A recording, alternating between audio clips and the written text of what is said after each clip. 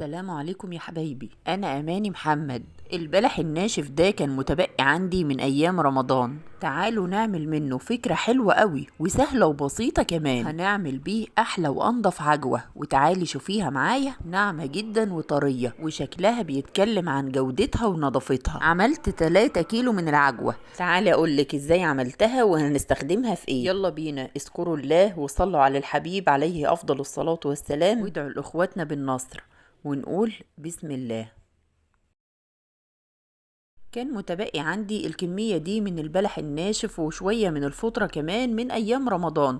أعاده الله علينا وعليكم جميعا بالخير واليمن والبركات. هفصل بس كده في البداية الفطرة عن البلح الناشف، وبعد كده هنزع النوى من البلح باستخدام السكينة. البلح ده بيكون فيه نسبة ليونة كده شوية، يعني فتحه ما بيبقاش صعب. بفتحه بالسكينة بالشكل ده وبشيل النواه من جوه، وكمان بفرز كل حباية. يعني أنا عايزة الحبات من جوه تكون نظيفة، لانه احيانا الحبايه من جوه ممكن يكون فيها عفونه او دود لا قدر الله. خلاص كده انا شلت النوى من البلح ده كله، وكمان فرزت الحبات. اي حبايه ما عجبتنيش انا اتخلصت منها على طول. ومعايا هنا كمان الفطره هنضفها بالشكل ده، وهحط بقى كل نوع في طبق. وخلاص كده بقى البلح بتاعنا جاهز. شايفه احنا اتخلصنا من كميه نوى قد ايه، وكمان فرزنا البلح بتاعنا. اخدت البلح ده بقى على الحوض وغسلته تحت الحنفية، وزي ما انت شايفة ما شاء الله شكله كده بقى زي الفل، نضيف تماما من اي اتربة او رمل. واثناء ما كنت بغسله على الحوض كنت حاطه حله على البوتاجاز وفيها ميه، ولما الميه تبدا في الغليان بالشكل ده هحط عليها مصفى، وهحط شويه من البلح. انا هقسم الكميه دي على مرتين لان الكميه كبيره، مش عايزه احطها كلها مره واحده في المصفى وتغلبني في التقليب. ولازم اغطي عليها علشان احبس البخار السخن اللي طالع من الميه، علشان هو ده اللي هيسوي لي البلح بتاعنا. وخلي بالك بقى الميه الموجوده في الحله انا مش عايزاها تلامس المصفى، انا عايزاها تكون بعيده عنها.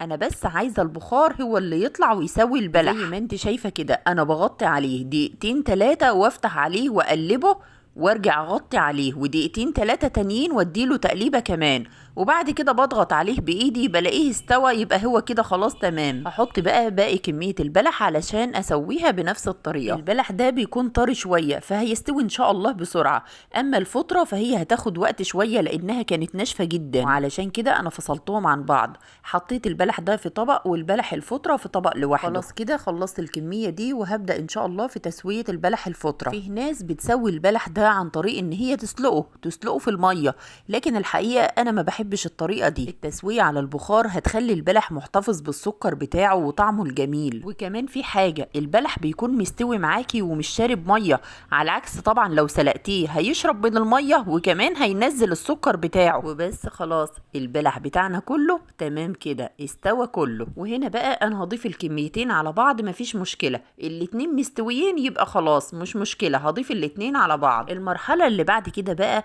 وهي اننا هنفرم البلح ده، وانت وشطارتك بقى، يا اما تهرسيه بالهراسه او تفرميه في الكبه. بس خليني اكون صريحه معاكي، للامانه الكبه غلبتني قوي. العجوه كانت بتلزق في جوانب الكبه، وكل شويه كنت بضطر اني افتح عليها واحركها بالمعلقه من الجوانب علشان تتفرم كويس. بس هتفرم يعني مش هتقول لا. وتعالي بقى كده قربي، شايفه العجوه بتاعتنا وجمالها ونظافتها ما شاء الله.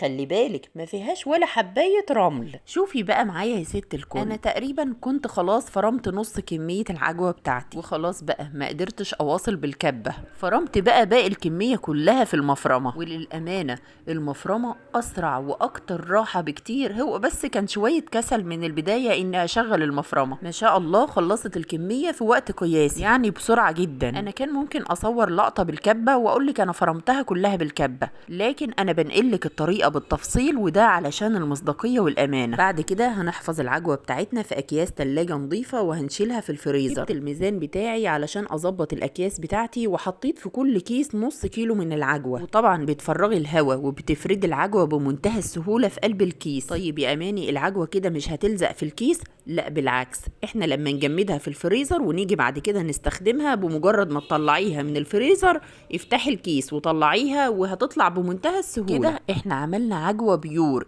يعني عجوة خام ما فيهاش اي اضافات، وكمان ما ضفتش ليها اي سمنة او سمسم، وده علشان استخدمها براحتي. استخدامات العجوة بتاعتنا بقى يا ست الكل، انت ممكن تطلعي كيس العجوة وتضربيه مع شوية من اللبن وتعملي احلى عصير. انا بسمي العصير ده عصير الملوك، لانه للامانة بيبقى حلو جدا وطعمه غني جدا. وخلي بالك مش هتضيفي له اي سكر، العجوة بتاعتنا محتفظة بالسكر بتاعها وهتظبط لك الطعم من نفسها. وتقدري تعملي منها ايس كريم البلح، وممكن تستخدميها في المعجنات. الله عليها، تعملي الكحك، المنين، قراقيش بالعجوة، قرص بالعجوة. وممكن كمان تشوحيها في معلقة من السمن في الطاسة، وترشي عليها رشة بسيطة من السمسم، وتكسري بيضة او بيضتين وتقلبيهم وياها وتسويهم، وتعملي بقى احلى سندوتشات للاولاد عندك. وافتكريني وقتها بدعوة حلوة. يا ريت بقى لو وصلتم معايا لهنا ما تنسوش لايك للفيديو واشتراك معايا في القناة وتفعيل الجرس وتعليقاتكم الجميلة اللي بتشجعني استمر. وما تنسوش دعواتكم لمرضانا جميعا بالشفاء. والسلام عليكم.